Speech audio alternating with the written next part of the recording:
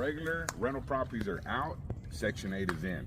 Hey guys, this is a house we just bought a couple of days ago. I've never seen the house. I don't look at the houses, but it's in an A1 neighborhood, and it's a 3-bedroom, 2-bath, 2-car garage that we just purchased. So you're gonna see it for the first time with me. Let's go check it out.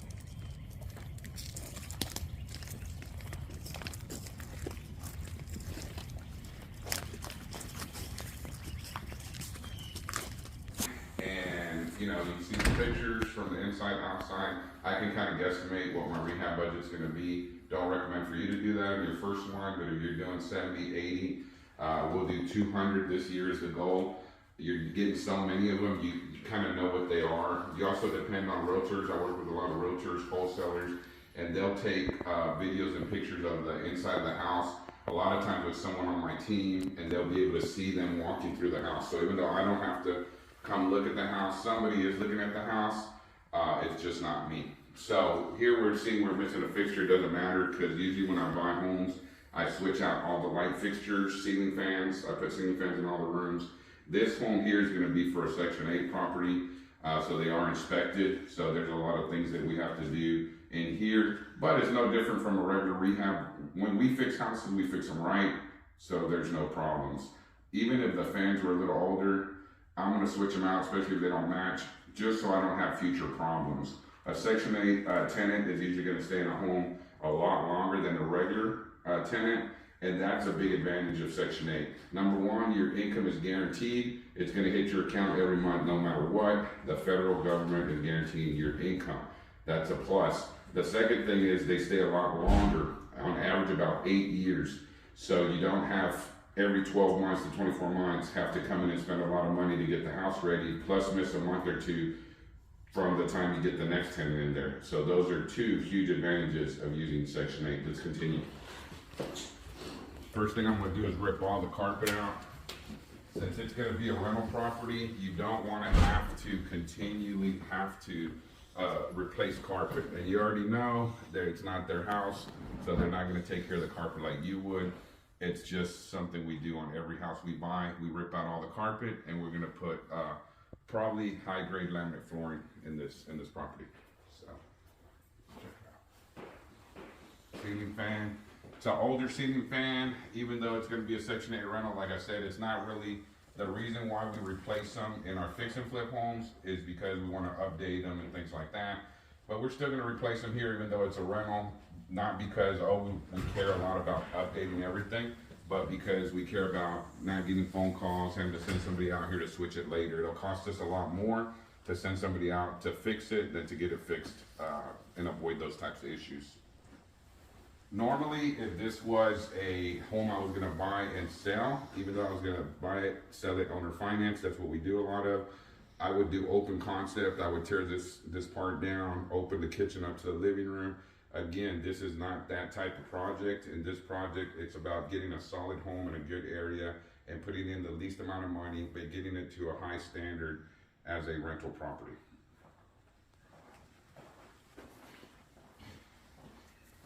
Another thing that we might do is we might keep the countertops in here, or if we replace them, we will not be putting because of course this is going to be a rental property. Sometimes people think, well, maybe you should put granite, upgrade the kitchen, do all this stuff, even though it's a rental, because one day you're going to sell it. But if you have a tenant and they're in there even 2, 3 years, 4 years, from our experience, when you get the home back, you're going to have to redo everything all over again anyway. So why do it 2 times? We're going to make it really nice, and we're going to make it rentable for them. Cabinets, normally I paint them white. In this case, if the cabinets look good, they're pretty solid. If I paint them white, it'd be a waste of money. I would just leave them like this, because again, this is a rental property. They're not gonna scratch as easy as painted cabinets, so I'm gonna go ahead and leave these in here. Now, appliances is a different thing. We do wanna make sure that the appliances are working. If they're newer, we'll leave them there. If I have any question that they might be going out, like these appliances, I would probably just replace the appliances. And I have an appliance store, so I'm gonna put in all stainless steel appliances in here, brand new with warranty. That way there's no issues. The company that I use, it's one of our companies, gives you a warranty. You can even buy like a 3-year additional warranty on it, where they'll swap them out for you at no cost. So, of course, if I have a rental, that's what I'm gonna put in. If I have an issue, I call the store, they swap them out for me. So that's a good thing to note. This is a three-bedroom home. They did help me by already removing the light fixtures. Now I don't have to pay to remove them, just to replace them. I was gonna replace them anyway, so no light fixtures in this room either. There's not really any big holes in the wall or anything major, so it's just gonna be a coat of paint. It'll make it good. Again, flooring, we're ripping out the carpet, putting new flooring. We're gonna paint the doors, and we're gonna paint the whole house. The whole house will be painted.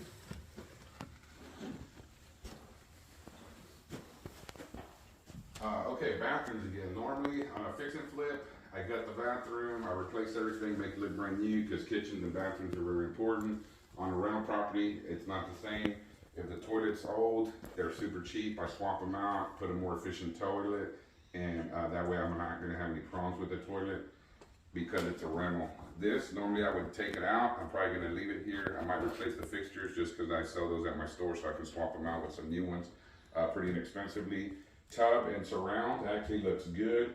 We're just gonna clean it real good, so there's not gonna be a lot of money spent in the bathroom. So that's a good thing. Normally I take all this out, there's nothing wrong with it, so I'm just gonna leave it there, put new light bulbs in there. One of the things, again, here's another bedroom, no light fixture, ceiling fans or anything in there. Another thing about Section 8 is the plugs, very important. I'm gonna give y'all a tip. They want all your plugs to be grounded. This is 3 prongs. If it has 3 prongs on there and there's no ground, they're not gonna pass your inspection. So you want, if you don't have ground, this is a little trick. All you gotta do is swap them all out and take off the 3 prong, put a 2 prong, and then that way you can pass the inspection. If not, you're gonna have to make sure everything's grounded in the house. Again, we'll rip out the carpet and painting, nothing major in this whole room. Everything's fine, just painting.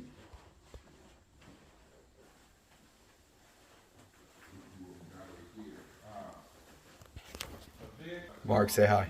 What's up? Make sure the air's working, the AC unit, everything's good, because you don't want to have any problems. So I'm gonna maintenance it anyways. I do that on every single house, get it checked out. If they tell me, hey, this unit is too old, it still will work for another couple of years, but we recommend replacing it, I'm just gonna replace it. That way I don't have any issues, but there's no reason to replace it. If he says this is still good for the next 5 years, I'm not gonna replace it at this point. But if it does, it will be being serviced every year, and if it does become a problem, then we'll swap it out at this time. Again, no light fixtures, so it's not a big deal that I didn't turn the power on, right? So there's no light in here. We're gonna replace that and replace the flooring in here. No big holes in the walls or anything major. This house looks very solid. It's all brick from the front. I'll look at the back here in a minute, but solid home, good neighborhood. And not really anything but painting in here. So, same thing in the bathroom, nothing major, no cracked tiles, clean everything up, recaulk it, put new fixtures. I'll put new fixtures throughout the bathroom. The toilet looks kind of new, but I'm gonna check it out. We'll put a new one. All the fixtures, here's another tip for Section 8, if you're doing which is called the voucher program. In the inspection, if your shower head, when you turn on and off the water, has a drip coming out, you're gonna fail the inspection. So we don't even wanna mess with that. We're just swapping it out, putting on new fixtures, testing them, making sure there's no drips anywhere. Also, if it doesn't have the drain cap on the sinks, the toilet, the kitchen, anything, you will not pass your inspection. They only cost like 50 cents. So just buy a bunch of them, put them where they're supposed to be. That's really important. And you have to make sure that you have the GFI plugs. They want those everywhere. So.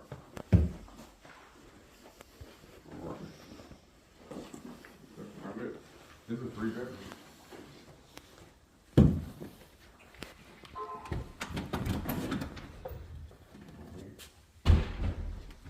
Alright, we don't have light, so we won't be able to show you the garage, but they usually leave a lot of stuff in the houses. This one's not too bad.